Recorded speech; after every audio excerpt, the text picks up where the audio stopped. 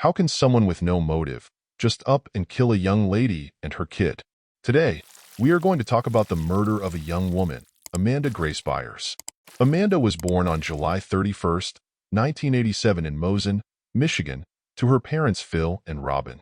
She was described as a great listener, gave to others without asking for anything in return, and was someone who had deep emotional connections with the people that she loved. So Amanda's sister Amber, who was a few years older than her, said that when they were younger, the family was going on a vacation and they were going to be driving there, and it was a 7-hour drive or something like that, a long car ride. And she said that she remembered feeling annoyed that she was going to have to spend this long car ride with her little sister. It's hard to have things in common with your sibling or spend extended periods of time like that. But what's cool is that during this road trip, the two of them ended up talking nonstop and something just clicked. They really connected, and Amber says that this was a real turning point in their relationship and really the start of them becoming incredibly close. Her family had actually moved from Michigan to Indianapolis and then again to Elkhart, Indiana. And Elkhart was where Amanda went to school and where she and her sister started getting really close. She graduated from Elkhart Christian Academy in 2006 and then went on to attend Pensacola Christian College, where she graduated from in 2008 with her associate's degree. And that was a big year for Amanda because not only did she graduate, but on August 1st, she also got married. Now, Amanda was first introduced to her husband, Davey Blackburn, via a blind date through her sister, who was dating Davey's best friend. And the two of them really just hit it off right away. Their first date was to go see a Christian band, Hawk Nelson. That date went so well that the two of them ended up spending the whole rest of the week together too. And I thought this was funny, but I guess at the end of the week, they had a milkshake drinking contest, and some of Amanda's milkshake actually shot through her nose from laughter. And Davey said that he knew at that moment that he was going to marry her. At the time, they weren't going to the same school, so they had to do the whole long-distance thing, but they made it work until they decided it was time to get married. She and her sister, Amber, were very close, so close that they decided to have a joint wedding. Amber says that they both got engaged around the same time, and planning their wedding together was just a really fun experience for the two of them. Of course, like anything, there were some sisterly disagreements, but in the end, it was one of the most important days of both of their lives. However, when it came to the marriage itself, it definitely wasn't a walk in the park for Amanda and Davey. I mean, at least not at first. Before getting married, they had only ever spent a few weeks together at a time because, as a reminder, they were doing long distance for most of their relationship. So when they actually got married and moved in together full-time, it definitely posed some challenges. But they did end up going to counseling together and learned how to better communicate, and it seemed to really help. And it actually was something that they were very open about when they went to church. They shared their story with other people, and I think it's pretty cool that they were open about the hardships that they faced. They always, without a doubt, relied on their faith to get through whatever life sent their way. In fact, their faith was such an integral part of their lives that in 2012, they actually decided to make it their profession. That year, Davey and Amanda decided to move from South Carolina, where they had been living and where Davey was working as an assistant pastor, to Indianapolis to create their own church, which they called Resonate Church. And they say that the story behind it is basically that God was calling upon them to create their own church, and after denying his wish for months, they eventually knew that they had to listen. Davey has said multiple times that starting this church was very difficult. He said that it was like being placed in a parking lot and being asked to create a forest. But they say that through their faith, and also a lot of hard work, Resonate Church began, and by 2015, it was really picking up steam in the community. And if that weren't busy and exciting enough, during this time, Amanda also found out that she was pregnant, and in 2014, they welcomed their son, Weston, into the world. And Amanda definitely seemed like she was born to be a mother. Her calm composure and big heart are just two of many qualities about Amanda that made her a very good mother. And so for a little over a year, this family of three was living a life devoted to their faith and walking through the world as they felt they were called to do. But on November 10th, 2015, everything changed. That morning, at 8:22 a.m., Davey came home from the gym to find that his beautiful wife, Amanda, was laying face down in a pool of blood on their living room floor. Her shirt was pulled up over her head, and her underwear had been removed, which suggested that maybe someone had attempted to assault her. And next to her body were her credit cards and her wallet, as well as a knocked-over decorative ladder and lamp. And obviously, one of the first things that popped into his head was, "Where's our son? Is he okay?" So he runs upstairs, and thankfully, his baby was okay. And then as soon as he confirmed that, he immediately called 911 and reported what he had walked into.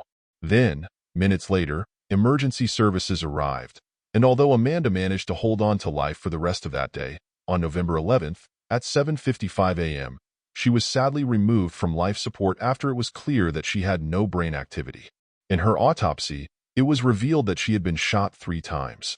Once to the lower left arm, once to the upper left back, and then finally, the fatal shot, which was to the back of her head. Amanda also had some scratches on her left cheek, her lip was split, and then one of her lower teeth had been knocked out as well. She was found with her shirt pulled up over her head and with her underwear off. However, thankfully, when they did the autopsy, there was nothing that made them believe that she was sexually assaulted. This was more than just a single homicide because Amanda was pregnant. She was actually in her first trimester, and their baby, who she and Davey were planning to name Everett, or Evie for short, also lost her life. This was an absolute meaningless, senseless act of violence, really. So less than an hour after 911 was called, a detective with the Indianapolis Metro Police Department, or IMPD, arrived at Methodist Hospital, where Amanda was getting treatment, and he began taking statements, the first of course being from Davey. And here's what he said happened that morning. So he woke up at 4:30 and says that he read the Bible, and then he went to the gym at 6 a.m. And when he left the house, he left the front door unlocked. Now, people have been very critical of this. He says that he didn't lock the door for a few reasons, one of those reasons being that they only had one house key, and it was actually on Amanda's keychain. And the second reason was that he felt like they lived in a really safe neighborhood, and they would often just leave the front door unlocked because they didn't feel like they had to lock it. But anyways, he goes to the gym around 6 o'clock, and he stays there till about 7:10. And then he gets back in his car and starts driving home. And while he's in the car, he gets on the phone with a friend. And even though he got home by 7:30, he ended up staying in his car on the phone with his friend until 8:20, which is when he went inside and found Amanda.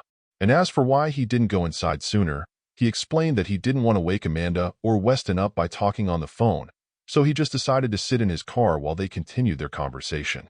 But then, as soon as he gets off the phone, he walks into the house and has no idea what he's about to walk into. And he walked into just about the most upsetting scene that a person could possibly walk into. So while the detective is talking with Davey and getting his statement of what happened that day, other detectives are back at the house starting to process the evidence at the scene. Amanda was found with her credit cards lying next to her on the floor, but they also found a Swisher Sweets cigar wrapper on the counter, which Davey later confirmed did not belong to either of them. Also at the scene was a roll of duct tape, a pair of earphones, Amanda's purse and wallet, as well as her underwear. They also noted what appeared to be a bullet hole at the base of the stairwell, but no shell casings, which suggests that a revolver had been used. And then upstairs, detectives found Amanda's phone, which ended up providing some key information because Chase Bank had called at 7:53 a.m. and left a voicemail stating that there was suspicious activity on her debit card. And given the timeline of events, they knew that Amanda couldn't have been the one to have used the debit card. So they then realized that that specific debit card was actually missing from the scene, which led them to think that this was a home invasion gone wrong. And that theory ended up being confirmed very quickly because it turns out that Amanda's home was one of 3 homes in the area that had been broken into that morning. And thankfully, several neighbors had witnessed suspicious activity in their neighborhood that morning, and they were able to share that with detectives, which definitely helped. For starters, one woman reported that between 6:40 and 6:45 a.m., she remembered hearing what sounded like 2 gunshots followed by the sound of a woman screaming. There was also another neighbor who told detectives that that morning, he and his wife had actually seen a person dressed in all black with a hood over his head standing outside in front of their trash cans. And then a different neighbor confirmed that around 7:05 a.m., someone matching that same description was on their street talking loudly on a cell phone. And then another neighbor said that at 7:10 a.m., he saw a man with the same description walking on their street. And this neighbor watched as the man was picked up by a Chrysler Sebring, which sped away. And this Chrysler Sebring ends up being very crucial, but it ended up being found. It was abandoned, and they found it on November 11th, so very quickly. And it was crucial for a couple of reasons, and it basically goes back to the other two burglaries that happened that morning. On the same morning that Amanda was murdered, a 911 call was placed at 5:23 a.m. from a woman who said that her house had been broken into, and she actually slept through all of it. She had woken up and realized that her cell phone wasn't next to her, which was odd. So, she gets up and goes to check to see if it was in the living room. When she goes into the living room, she notices that her sliding glass door is open, and she also sees that her plants have been knocked over, and her Apple MacBook laptop, purse, and car keys are all gone. Then, she went into the parking lot and realized that her car, a 2007 Chrysler Sebring, had been stolen. After this report was made, she and an officer went through the security footage from her Xfinity home alarm system, and luckily, some of the burglary was captured on camera. In this footage, 3 men were captured on camera making their entry by cutting the porch screen and then somehow unlocking the sliding glass door. However, at some point, the footage just completely cuts out, and that's because these men realized that they were on camera, and so they completely disabled the entire security system. At 8:17 a.m., which was just minutes before Davey had called 911, someone down the street had actually called and reported a burglary at their home. This person also had home security footage, which showed 3 men cutting the porch screen and then entering through a sliding glass door.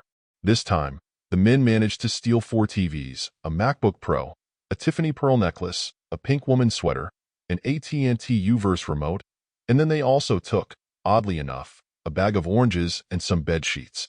They had clearly taken their time at the scene. These guys were not too smart, and they decided to celebrate or relax while they were in the middle of this burglary, and they had left open beer bottles and wine bottles as well on the counter. This was particularly stupid. As you could probably guess, this neighbor was not home when the burglary took place because, obviously, they probably wouldn't have kicked back and had a few drinks if someone was home. Like we know, just minutes later, Davey was calling 911, and it didn't just seem like a coincidence to detectives that the other 2 houses had been broken into that morning. So, to bring this full circle, when that Chrysler was found on November 11th, obviously, detectives searched it, and they found a receipt for a failed ATM transaction for $500 because these idiots were dumb enough to just leave it in there. Of course, they noticed that the last 4 digits of the card that was used and printed onto the receipt matched Amanda's missing debit card. They also found a pink sweater, an AT&T remote, a men's XXL sweatshirt, a bed sheet, and that bag of oranges in the car. Obviously, finding all of this evidence in this stolen vehicle meant that these 3 burglaries were connected to each other, and making this connection was huge because detectives knew from surveillance footage that they were likely looking for 3 men, and whoever those 3 men were likely responsible for Amanda's murder. So, obviously, their next step here is to swab the vehicle for any potential DNA, and then send those samples off to be run through because detectives had obtained subpoena results with photographs from the ATM associated with the failed $500 transaction. What did they see on this footage? At 6:36 a.m., a man with a pink sweater wrapped around his face, wearing a white hoodie and a dark vest, was attempting to withdraw $500 from Amanda's account. This same man was actually seen on a second ATM surveillance camera later that morning at 6:54 a.m., and this time he was successful and withdrew $400. So, obviously, the million-dollar question here is, who is this guy? Well, thankfully, on November 17th, there was a hit in the Cody's system, and they were able to make arrests very quickly. The DNA that was taken off that pink sweater came up as a match for a guy named Jalen Watson, who was recently out on parole for, what else, burglary. After looking him up, detectives saw that he was very closely associated with another man who was also out on parole for burglary, named Gordon. So, they looked up the cell phone numbers that each of these guys had given to the parole board and got search warrants for them. The hope was that they could track their cell data and see if they were in the locations of the burglaries and the murder. What do you know? Of course, they absolutely were. That's exactly what the data showed. Both cell phones placed both men at all 3 homes, as well as the location of the ATM. But, as we know, detectives were looking for 3 men. So, who was this third guy? Well, cell phone data once again basically served his ass up on a silver platter. It turns out that while Gordon and Jalen's phones placed them at the ATM machines that morning, 5 calls were being made to a third number, aka a third person. So, That third number was traced, and data showed that the phone was at Amanda's house right around the time that they believe she was murdered. So, once again, the question now is, who is this third guy? Well, detectives quickly learned that it was a guy named Larry Joe Taylor Jr. After tracing his phone's current location, detectives showed up to try and talk to him. Not a whole lot happened in this conversation initially. All they were able to do was confirm that the phone number belonged to him and kind of put eyes on him. So, of course, detectives did the same thing for the other two numbers. They traced their current location, and it brought them to one apartment where a girl actually opened the door. She confirmed that not only did she know all three of those men and who they were, but that all three were at her apartment on November 10th, and that they left that day together around 3:30 in the morning. Plus, she was able to identify that vest, the one that was seen in the ATM footage, and she was actually able to show it to detectives. It was hanging in her closet, and she explained that it was her boyfriend's, but that Jalen would sometimes wear it. Lastly, she showed detectives a pistol that was under her bed, and she said that either Jalen or Gordon had put it there. So, overall, she was very helpful. If detectives weren't already pretty confident that they had found their guys going into talking with her, everything that she showed them and told them really just solidified their beliefs. The two of them just talked about driving off and leaving Larry there, but then he came outside, and he just tossed Amanda's debit card into the car. From there, they decided to keep moving forward with their plan, and they took the debit card to two different ATMs. The CI actually added a little bit more context to this part as well. There were 5 calls to Larry's phone while Jalen and Gordon were at the ATM. The reason for that is because they were communicating about Amanda's PIN number. Basically, Jalen and Gordon are at the ATM trying to pull money out of Amanda's account. Meanwhile, Larry is back still at Amanda's house, communicating with them. The reason that the first transaction likely failed was because they probably were given the wrong code. At least that's what detectives believe. Jalen and Gordon were thinking about not even going back to get Larry at all, but he threatened that he would kill Amanda if they didn't. As we know from the CI and the first burglary, they weren't intending to kill anybody, so they decided to go back for him, but he did not stay true to his word. According to the CI, Larry told Jalen, Gordon, and possibly 2 other people that he had killed the woman in the house. It's hard to wrap your mind around how someone could actually be this evil, but he told them that he shot her 3 times and then just stood over her and watched as she bled out. On November 22, 2015, Larry Joe Taylor Jr. was arrested and charged with 1 count of murder, 2 counts of felony murder, burglary at a level 1 felony, 2 counts of burglary at a level 4 felony, 3 counts of theft, robbery resulting in serious bodily injury, criminal confinement, auto theft, and carrying a handgun without a license. Breaking developments in the Amanda Blackburn murder. Overnight, police arrested and booked a teenager on preliminary murder charges. And now we are hearing from the Blackburns' husband and relatives. Pastor Davey Blackburn saying, quote, "Today I am deciding to love, not hate. Today I am deciding to extend forgiveness, not bitterness." 18-year-old Larry Joe Taylor is facing over a dozen different counts, including multiple murder charges for the brutal killing of Amanda Blackburn. Now, detectives with IMPD's violent crimes and gang units made the arrest late last night around 10:20, with federal help coming from the U.S. Marshals. Then, just a few days later, Amanda's dad talked about how for as absolutely horrible of a death that his daughter had experienced, he was not holding on to feelings of anger. I have had a hard time with feelings of anger, to tell you the truth. Byers opened up for the first time after his daughter's murder. There's no good thing down the road of anger. It causes bitterness and sometimes rage, and I don't want to live there. And a place of hate versus love. I think that's what I would tell him. But that is not the only message he has for the men accused of killing Amanda. Shame on you. You've taken something very dear to us without cause. Police say it was a crime of opportunity. Now, at every opportunity, Amanda's family shares what keeps them going. What God wants from people is to repent of their sin and give their heart to Jesus. That's what I'm supposed to be telling everybody that lives in this world. I'm supposed to share the good news of Jesus Christ. Davey has also shared similar feelings about not holding on to anger, and even that he's chosen to forgive the men responsible. But I have to wake up and I have to decide to forgive. And here's why I decided to decide to forgive is because bitterness and unforgiveness is going to be a cancer to no one else except for me. And it's going to eat me up inside if I hang on to that. And at the end of the day, like I said, the Lord said, revenge is mine. And so the fact that on this side of eternity, who knows what's going to happen? But on the other side of eternity, again, Jesus is going to restore and make all things bad completely untrue, right?